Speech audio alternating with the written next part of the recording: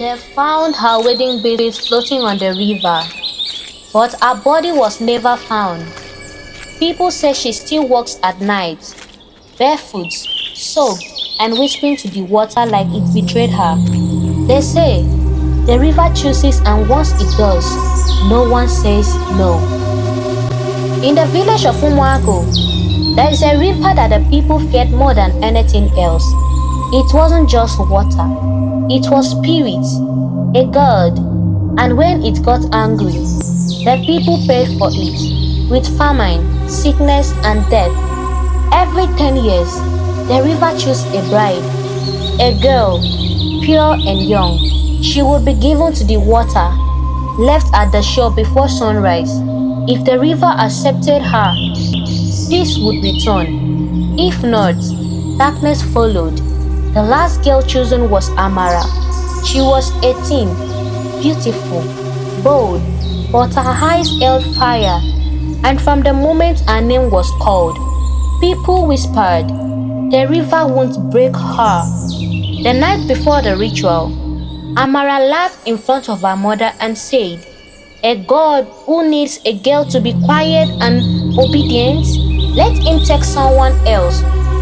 Her mother begged her to stay silent, but Amara didn't care.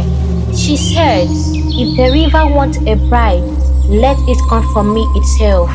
At dawn, the villagers dressed her in white. They tied cowries around her neck and painted her face with chalk. The drums played slowly, the priest chanted, and then they left her at the edge of the river, alone. By morning, Amara was gone. Nobody, no scream, just her beads floating gently on the water. The village believed the river had accepted her, but the rain didn't come. The animal disappeared, and then the children began to wake up in the middle of the night, screaming about a woman standing outside, wet, cold, smiling, whispering their name.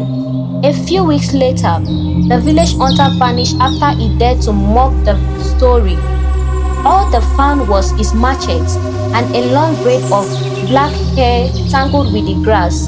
Then the priest who led Amara's offering was found dead, eyes wide open, mouth frozen in the silent scream. That was when the oldest woman in the village said what nobody else dared. Amara was chosen, but the river could not tame her. Since then, no bride has been chosen, because no girl has been brave or foolish enough to go near the water. But sometimes, late at night, people still hear her, a soft laugh, a whisper in the wind, wet footprints by the river bank, and the sound of cowries clinging together. Now listen, not every tradition is right. Not every silence is peace. Amara didn't fight because she hated the river. She fought because she wanted a choice. She wanted her life to mean more than just sacrifice. How many of us are living in fear, just doing what people say, because we are too afraid to speak? This story teaches us one thing. You can obey and lose yourself, or you can stand and find out who you really are. It's not easy to be like Amara, but sometimes being brave means walking alone. And if you ever feel like no one understands you, remember, even the river couldn't break her. So why should you break for anyone? If this message touched you, don't forget to like, comment, and subscribe. Drop a comment below and tell us, do you follow the crowd, or are you bold enough to stand alone?